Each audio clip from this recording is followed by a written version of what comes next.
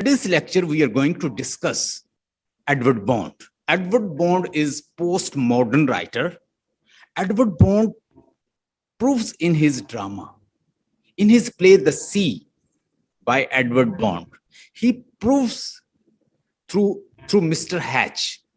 He say there is a character, Mr. Hatch, which show the vile side of evil side of the human being. He said that a human being is a blend of good and evil. There is a vice and virtue. You cannot claim that you are mere angel, because human being is a blend of vice and virtue. Human being is a blend of mixture of good and bad. Don't expect from human being to be an angel. Let him live as a human being, because to live as a human being is very tough job. Even God Almighty say to angel, he says to angel that bow down in front of human being. When Adam was created, God Almighty ordered to all angel bow down in front of him. Why? They were ordered to bow down because God Almighty knows this human being will do work all the day. He will go for his work. He will be doing good, bad in this world. And when he will be tired enough, he will bow down in front of me, and I will be very happy. You have only one task, all the day pray. It is your diet. But this man, he will go for his livelihood. He will go to fields. He will go to market. He will go to various jobs. And when he will be tired, he will come to me. He will repent, and I will be very happy. Let live human being as a human. Don't make him angel. If you will make him angel, he will be neither human being nor angel, because he can't be an angel. He's having a lot of needs he has to fulfill. So in this play, The Sea, he proves through his character. There is a Mr. Hatch, and there is Mr. Avon. Avon is an old man, and through this old man, he makes a speech. Even is his mouthpiece, and he says, life को आप जितनी भी कोशिश कर लें, life को मिटाने की जितनी भी कोशिश कर लें, चाहे हिटलर आ जाए, चाहे बड़े बड़े क्रूवल पीपल आ जाएं इस दुनिया में, अगर एक कोस्टल के किसी कॉर्नर पे एक रैट भी बच गया, तो जिंदगी फिर अपने आप को रीजनरेट कर लेगी.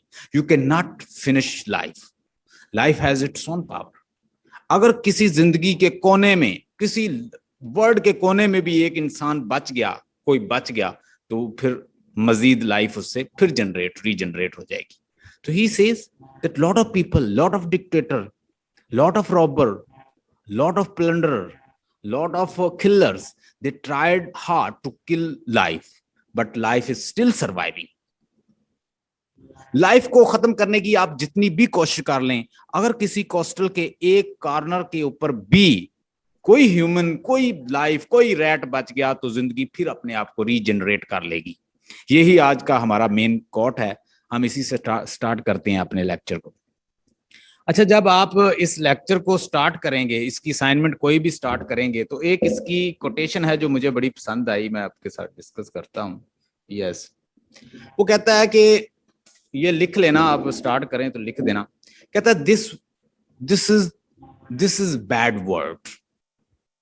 कोटेशन में लिखना, एडवर्ड बॉन्ड कहता है ये दुनिया बड़ी जालिम है, ये बड़ी बैड है. You have to be bit mad. तुम्हें थोड़ा सा मैड होना पड़ेगा इसमें रहने के लिए, नहीं तो सफर करते रहोगे, छोटी छोटी बातों पे परेशान रहोगे. This word is very bad, this word is wild, this word is bad. If you want to live in this word, then you have to be bit mad. तो आपको थोड़ा सा मैड होना पड़ेगा टू अंडरस्टैंड इट, इसको समझने के लिए. एडवर्ड बॉन्ड कहता है this word is very bad, very cruel, very bad. इसलिए वो वायलेंस दिखाता है अपने वर्क के अंदर. This word is very bad. If you want to survive in this word, if you want to live in this word, then you have to be bit mad to understand it.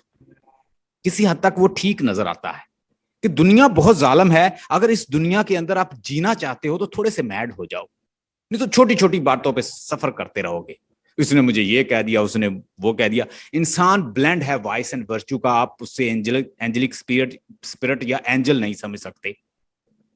वो तो एक ancient mariner की तरह है कि albatross भी उसके पास आया तो उनको रास्ता दिखा रहा था, उसने उसी को शूट कर दिया अपने तीर से. So don't consider human being as a angel. He is not angel, he is a human being. He is mixture of vice and virtue. Vice and virtue उसके साथ है. लेट्स सी.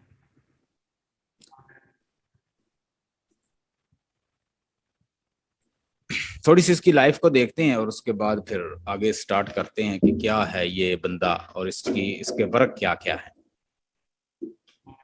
अच्छा जी, ये लंदन के अंदर पैदा हुआ है. ये होलोवे एक नॉर्थ साइड पे लंदन के इलाका है, उसके अंदर पैदा हुआ है. और ये सिर्फ मेयर पोएट नहीं है, मेयर ड्रामेटिस्ट नहीं है, इसकी और भी स्टेटस है इसके साथ. For example, if you talk about Anton Chekhov, we will study one of modern writer, and the name of this writer is Anton Chekhov. Anton Chekhov is a Russian playwright. So he is a Russian playwright. He was mere dramatist. But talk about Edward Bond. Edward Bond is a dramatist. He's a director. He's a theater director. He is a poet. He was writers like that. तो जितने भी play right होते हैं और फिर director भी होते हैं, थिएटर डायरेक्टर्स होते हैं, तो प्रोड्यूसर भी है साथ. अगर इस तरह के लोग जब मूवी बनाते हैं या ड्रामा बनाते हैं तो ड्रामा के अंदर एक और ड्रामा कंडक्ट करवा देते हैं. आपने शाहरुख खान की मूवी देखी होगी, वो भी एक डायरेक्टर है, प्रोड्यूसर भी है. तो वो क्या करता है, मूवी के अंदर एक और मूवी बनाना शुरू कर देता है. मूवी के अंदर जो खुद प्रोड्यूसर होते हैं वो मूवी के अंदर एक और मूवी दिखानी शुरू कर देते हैं. तो बाज़ प्रोड्यूसर थिएटर डायरेक्टर क्या करते हैं कि वो जो प्ले लिख रहे होते हैं, प्ले के अंदर एक प्ले कंडक्ट करवा देते हैं. यहाँ पे मिसेस राफी हैं, एक फीमेल है जो एरिस्टोक्रेटिक पोस्चर शो करती है, अपने जेस्चर से शो करती है कि वो एरिस्टोक्रेटिक है, एरिस्टोक्रेटिक नहीं है. तो वो क्या करती है कि वो प्ले के अंदर एक प्ले कंडक्ट करवा रही है. इस प्ले के अंदर अपने प्ले के अंदर मोस्टली दिखाता है सोशल इनजस्टिस को, वायलेंस को, इंपीरियलिज्म को. उसने सेकंड वर्ल्ड वॉर को देखा है. एडवर्ड बॉन्ड ने सेकंड 34 को पैदा हुआ है. जब 1934 को पैदा हुआ तो डेफिनेटली इसने वर्ल्ड वॉर 1 और वर्ल्ड वॉर 1 के बारे में सुना हुआ है और वर्ल्ड वॉर 2 को देखा है. 1939 से लेके 1945 तक वर्ल्ड वॉर 2 का पीरियड है. तो वर्ल्ड वॉर 2 को डेफिनेटली इसने फेस किया हुआ है. तो जब उसमें इसने इंपीरियलिस्ट को देखा, इसने देखा किस तरह डिक्टेटर्स जो हैं वो लोगों के कंट्रीज के ऊपर कब्जा कर रहे हैं, बम गिरा रहे हैं, लड़ाइयाँ हो रही हैं, फसाद हो रहा है. तो उस सारी चीजों को इसने खुद एक्सपीरियंस किया है. एडवर्ड बॉन्ड अपने अपने वर्क के अंदर वो सारी चीजें बताता है जो इसने चीजें एक्सपीरियंस की हैं. ये एक लेक्चर इसके ऊपर मैंने डिटेल पहले भी दिया हुआ है, मैं कुछ चीजें आपको बताऊंगा इससे रिलेटेड, वो नोट कर लें सारी. अच्छा, ये बेसिकली एक तो ये था रैशनलिस्ट. अब ये चीजें समझने वाली है कि रैशनलिस्ट क्या था. दो तरह के थिएटर्स थे. एक था अरिस्टोटेलियन थिएटर, और अरिस्टोटेलियन थिएटर के ऊपर आज भी बहुत सारे ड्रामास बनते हैं.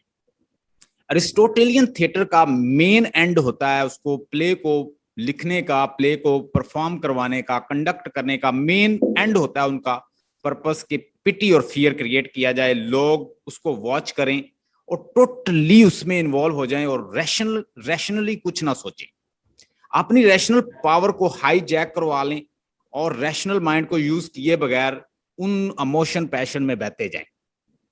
ये था Aristotelian play. Because main end of Aristotelian play to create pity, fear and cathartic element और pity fear create करना. जब आप लोगों को इतना इमोशनल कर देंगे, वो pity fear के में इन्वॉल्व हो जाएंगे, तो वो रेशनली अपने माइंड को यूज नहीं करेंगे. बंदे का माइंड जो है वो हाईजैक हो जाता है. कैरेक्टर रोता है तो वो रोता है, कैरेक्टर हंस रहा है तो वो हंस रहा है, कैरेक्टर के साथ अप डाउन आ रहा है तो वो भी साथ साथ ही चल रहा है, तो वो सोचेगा क्या. बेटोल्ड ब्रैकेट और पोस्ट मॉडर्न राइटर्स जो थे वो ये चाह रहे थे कि क्या होना चाहिए, थिएटर कैसा होना चाहिए. वो कहते हैं रैशनल थिएटर हो, एपिक थिएटर हो और एलिनिएशन क्रिएट कर दें. आप जो कंडक्ट करवाने जा रहे हैं उसमें सब कुछ बता दें, भाई मैं ये कंडक्ट करवाने जा रहा हूं, हमारा इसका मकसद ये है। ये जो प्लेयर आपको नजर आ रहे हैं, जितने भी एक्टर्स जो हैं, ये मेरे एक्टर्स हैं। ये देखें हमने लाइटिंग यूज की है, ये देखें इधर भी लाइट है, यहाँ पे पर्दा लगा हुआ है, यहाँ से लोग आ रहे हैं, और ये सारे एक्टर हैं और इनका मकसद ये है ये प्ले कंडक्ट करवाना। आपने इतना इमोशनल नहीं होना, इवन के वो ऑडियंस के साथ इंटरेक्ट भी करते हैं कि भाई हम सिर्फ एक्टर हैं। आप ये ना हो कि एडिपस की तरह आप रोने लग जाएं, एडिपस रोए तो आप साथ रोने लग जाएं। आपने एडिपस को अगर मुझसे पढ़ा होता तो उसमें मैंने जो अब उसको पढ़ाया था, तो जो मुझसे पढ़ रहे थे तो वो रोने लग गए जब वो अपनी लास्ट पे स्पीच करता है कि ये मेरी बेटियां हैं, अब किरोन तुम्हारे सिवा इनका कोई नहीं है, तुम इनके फादर हो, तुम ही इनके अंकल हो। मैं ये उस भाई की ये उस भाई के हाथ हैं जिन्होंने तुम्हारे फादर की आंखें छीन ली। मैं वही प्लेस से पैदा हुआ जहां से मैंने तुमको प्रोड्यूस किया। इसी ऐसी बातें करता है कि बंदा रोने लग जाता है। तो बताएं फिर बंदा सोचे क्या। ये चाहता था कि आप थिएटर को रैशनल प्लेस बनाएं, रैशनलिस्ट बनाएं, अकली बनाएं। People should think through their rational power. Don't hijack rational mind of people. अगर आप उनके रैशनल माइंड को हाईजैक कर लेंगे इमोशन, पैशन, पिटी, फियर के साथ, तो मुझे बताएं फिर आप वो माइंड क्या यूज करेंगे। तो ये इस तरह के प्ले राइट थे, और ये अपने प्ले के अंदर क्या दिखाता है, वायलेंस दिखाता है। वर्ल्ड वॉर 2 को देखा है तो वायलेंस दिखाएगा। रैशनलिस्ट है, पोस्ट मॉडर्निस्ट है, नॉवलिस्ट है, ड्रामेटिस्ट है, डायरेक्टर है, थिएटर डायरेक्टर है, प्रोड्यूसर है, ये सारी चीजें हैं। और ये एक सोशलिस्ट था। He was a supporter of socialist. Socialist party, अगर आप बेर्टोल्ट ब्रैकेट को पढ़ें तो वो भी एक सोशलिस्ट था, ये भी एक सोशलिस्ट है। और इनका थिएटर क्या था, रैशनल थिएटर, नोट कर लें। अब ये चीजें आपको किताबों से नहीं मिलेंगी। इनका क्या था, रैशनल थिएटर। इसके ऊपर मैंने एक लेक्चर दिया हुआ है, उसका लिंक आपको सेंड करूंगा, और वो असाइनमेंट भी आ सकती है। आपसे ये भी पूछ सकते हैं कि अरिस्टोटेलियन प्लेस, सोफोक्ली के टाइम से लेके प्रेजेंट दौर तक जो ट्रेजेडी की फॉर्म्स हैं उनको भी बताएं। आप बताएं कि अरिस्टोटेलियन ट्रेजेडी और मॉडर्न ट्रेजेडी के अंदर क्या फर्क है। आपसे वो कुछ भी पूछ सकते हैं। आपसे वो उसका कंपैरिजन भी पूछ सकते हैं। आपको पता होना चाहिए कि उस ट्रेजेडी की क्या तारीफ है, इसकी क्या है। उसमें क्या होता है कि आपके ऊपर ट्रेजेडी हुई तो सब कुछ फिनिश हो गया, डाउनफॉल ऊपर से नीचे आया। जो प्रोटैगनिस्ट होता है ट्रेजेडी का, वो कैसा होना चाहिए, वो एक मीडियोकर इंसान हो, ना अटमोस्ट अच्छा ना अटमोस्ट बुरा। ज्यादा अच्छा है तो मौलवी है यार, बुरा हुआ, अच्छा नहीं होना चाहिए था, बहुत ही नेक बंदा था, वैसी ट्रेजेडी नहीं होगी। अगर ज्यादा बुरा हुआ तो हम कहेंगे यार अच्छा हुआ मर गया, तंग कर रहा था। मीडियोकर होगा, हमाटिया होगा उसके अंदर, तो हम कहेंगे यार ये तो हर किसी के अंदर नेचुरल होता है, कोई ना कोई गुस्सा ज्यादा करता है, कोई शक ज्यादा करता है, कोई इमोशनल हो जाता है, कोई डाउटफुल होता है। तो ये है हमाटिया इंसान। अगर ऐसा कोई मॉडरेट सा इंसान होगा, उसके ऊपर ट्रेजेडी होगी तो फिर ज्यादा पिटी फियर क्रिएट होगा। तो मेन एंड अरिस्टोटेलियन ट्रेजेडी का क्या था, पिटी फियर क्रिएट करना। But in modern tragedy, when tragedy occurs, characters started finding solution. They go from unresolved state to resolved state. कि एक अनरिजॉल्व्ड इशू है, प्रॉब्लम आ गई, उसके बाद उसका सोल्यूशन फाइंड करने की तरफ जाना, ना कि बैठ जाना, ट्रेजेडी होगी, आंखें फोड़ ली और चला गया छोड़ के। There is a difference between modern tragedy and ancient tragedy. Ancient tragedy old है, लैटिन ग्रीक्स की है, सोफोकली, एस्कलिस और यूरोपिडीज की है। और उसके अंदर क्या था, अरिस्टोटल की जो बनाई हुई क्रिटिक थी ट्रेजेडी की, उसके मुताबिक वर्क किया जाता था। लेकिन मॉडर्न ट्रेजेडी में राइटर्स ने कहा कि यार इसको भी थोड़ा सा देखने की जरूरत है। अब मॉडर्न मैन की ट्रेजेडी वैसी नहीं है। अब वहां पे सोशल मीडिया नहीं था उस वक्त, उसके लोग लिमिटेड थे, वो तो सिर्फ अपना कथारसिस करने के लिए, पिटी फियर के लिए लिखते थे। उस वक्त इतना कॉन्शियसनेस नहीं था, इतनी अवेयरनेस नहीं थी, टेक्नोलॉजी नहीं थी। आज तो ऐसे हाथ करें तो सामने मोबाइल बन जाए और आप उसके ऊपर वर्क करना शुरू कर दे, आप अपने अंदर फिट कर ले मोबाइल, आपका ब्रेन जो है वो ऑटो पायलट बन चुका है। आजकल आजकल तो बहुत सारी एप्स आ गई हैं जो आपके माइंड के साथ खेल रही हैं। आज न्यूरो साइंस पे वर्क हो रहा है, बहुत सारा वर्क हो रहा है।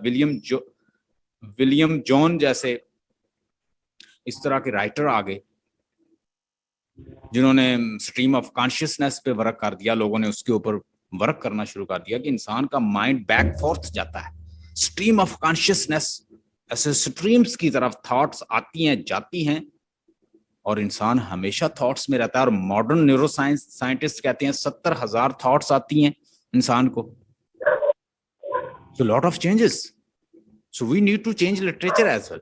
तो जब इतनी ज्यादा चेंजेस हैं तो हमें लिटरेचर को भी फिर उसके अकॉर्डिंग ही बदलना पड़ेगा, या एंशियंट ग्रीक की तरह एंशियंट ट्रेजेडी को ही फॉलो करते रहेंगे।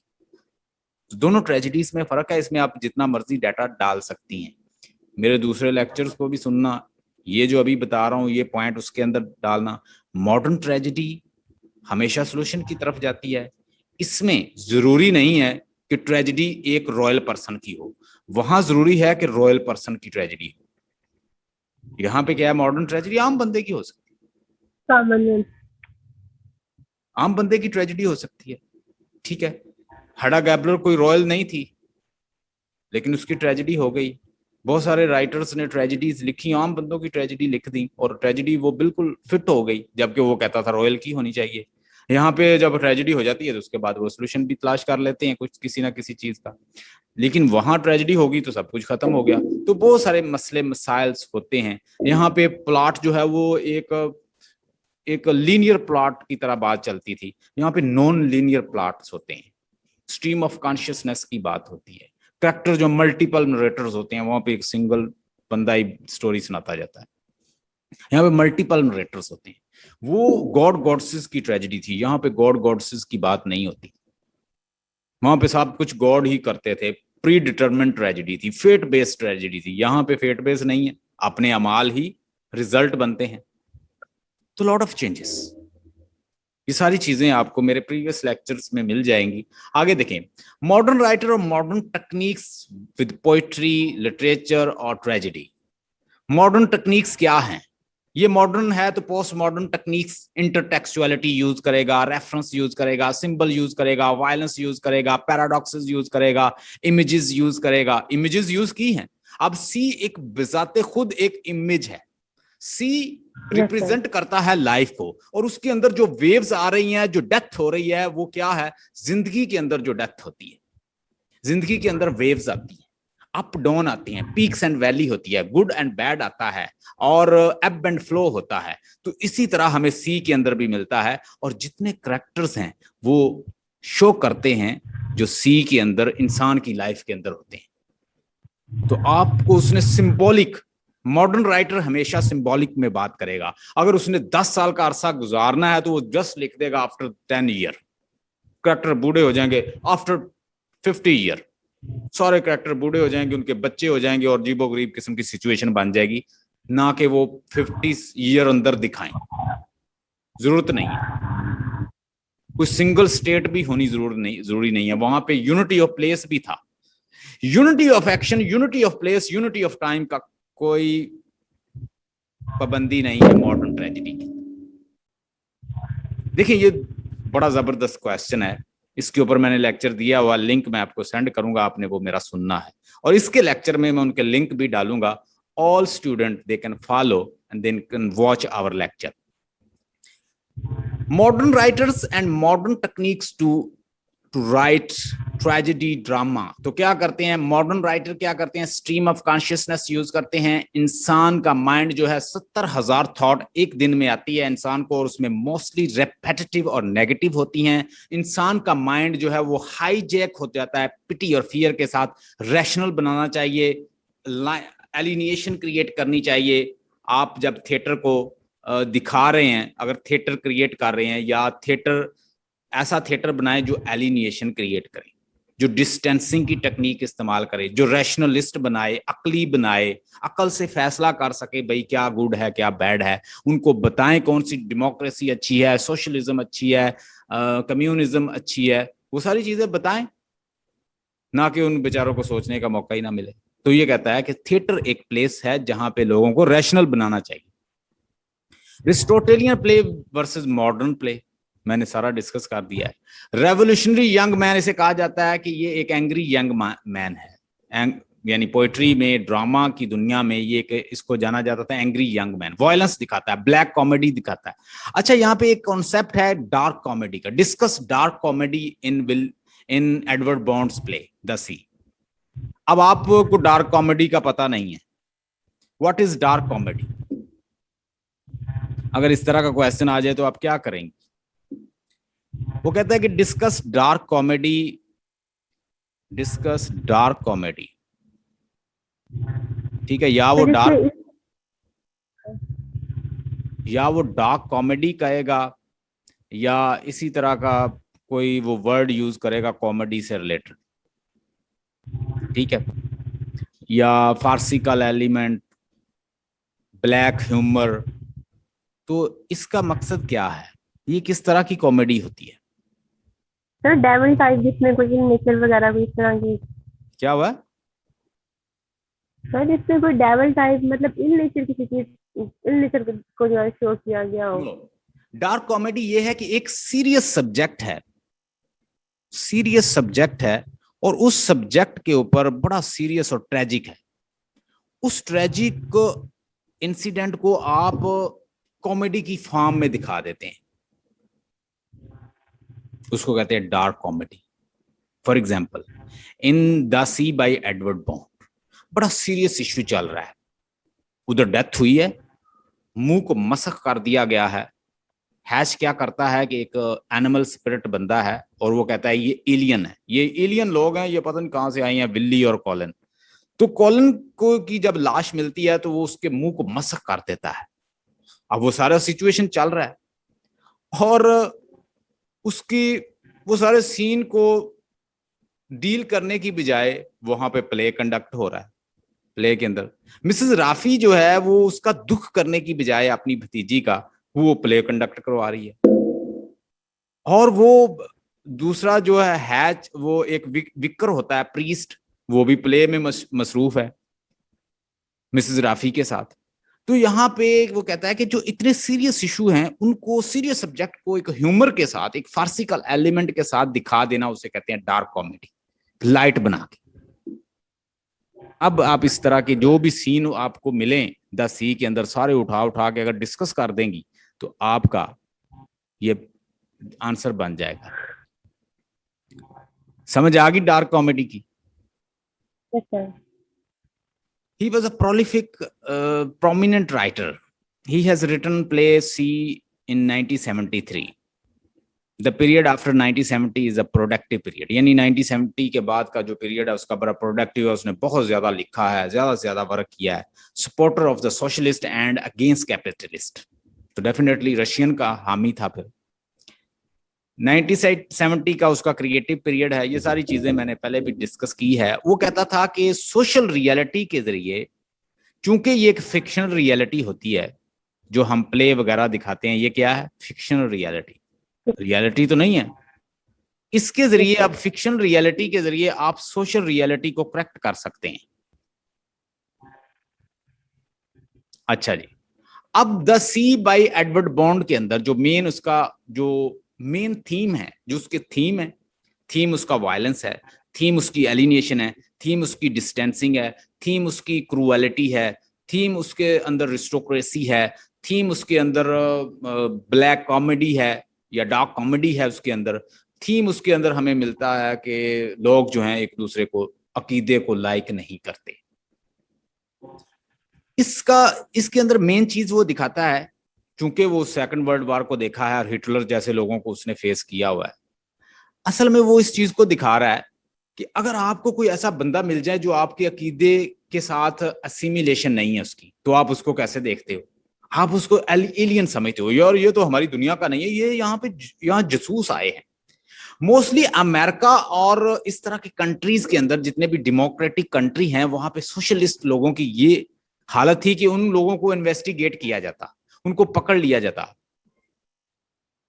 तो ये इन चीजों को इन लोगों ने, सोशलिस्ट लोगों ने फील किया। कंट्री टू कंट्री गए, वो क्या करते थे, इनके ऊपर क्या करते, इनको एक तो क्रिटिसाइज करते, बल्कि हम लोग दूसरे कल्चर को भी पसंद नहीं करते, हम दूसरे के कल्चर को भी पसंद नहीं करते। अगर मैं आपको मिसाल दे सकूं इसकी, अब देखिए रिसेंटली आप देख रहे हैं कि बाज़ औक़ात कल्चरली चीजें हमसे डिफरेंट होती हैं, लेकिन हम उनको लाइक नहीं करते। अगर कोई बंदा पगड़ी बांधता है या उसका कल्चर है कि वो पर्दा करता है, ठीक है, और वो चाहता है कि यार मैं पर्दा करना चाहता हूं, let him live like that. Who are you to decide he should live this or that? आप कौन है डिसाइड करने वाले? अगर आप लिबर्टी की बात करते हैं, डेमोक्रेसी की बात करते हैं, मैं सोशलिस्ट बनना चाहता हूं, मैं कैपिटलिस्ट बनना चाहता हूं, मैं कम्युनिस्ट बनना चाहता हूं, मैं कोई रिलीजियस फंडामेंटलिस्ट बनना चाहता हूं, who are you to decide about me when you say that there should be liberty? जब आप लिबरलिज्म के कायल हैं, लिबर्टी के कायल हैं, डेमोक्रेसी के कायल हैं, तो फिर मुझे इजाजत दें, जैसा मैं रहना चाहता हूं मुझे रहने दिया जाए। आप मेरे ऊपर इंपोज नहीं कर सकते अपना कल्चर। अगर आप मेरे ऊपर इंपोज करेंगे तो मैं बागी बन जाऊंगा। हाँ, अगर मैं आपसे इन्फ्लुएंस हो जाता हूं फिर और बात है, लेकिन अगर आप इंपोज करते हैं, दीन भी इंपोज करना एक जुल्म है, आप इंपोज नहीं कर सकते किसी के ऊपर। तो यहां पे इंपोज की जा रही हैं कुछ चीजें। हाँ जी, वो तो पगड़ी बांधते हैं, वो उनका तो कल्चर, वो तो लोगों को बदल देंगे, लोगों को फंडामेंटलिस्ट बना। भाई बना देंगे तो आप क्या कर रहे हैं? आप नहीं बना रहे लोगों को लिबरल, क्या नहीं कर रहे आप लोग? तो this is the thing my dear, आप किसी के ऊपर इंपोज नहीं कर रहे। तो एडवर्ड बॉन्ड इसके अंदर बताता है कि हम दूसरे के अकीदे के डिफरेंस की वजह से हम उसे मारना चाहते हैं। हम लोगों को मेयर इसलिए मार देते हैं कि उसका अकीदा मुझसे डिफरेंट है। मेरे पास कौन सा ऐसा राइट है कि मैं अपने अकीदे के डिफरेंस की वजह से आपको कत्ल कर दूं, आपको जिंदा जला दूं, आपके घर को जला दूं, आपको पकड़ लूं, आपको जेलों में डाल दूं, आपके कंट्री पे हमला कर दूं, आपकी वेमेन को गुलाम बना लूं और आप लोगों को पकड़ लूं, कॉलोनाइज कर लूं, डिक्टेटर बन जाओ? No, we don't have right, nobody can do. कोई भी लिटरेरी पर्सन जो है वो इसको लाइक नहीं करता। लें जी, ये हमने डिस्कस कर लिया। अब हम इसकी समरी डिस्कस करते हैं।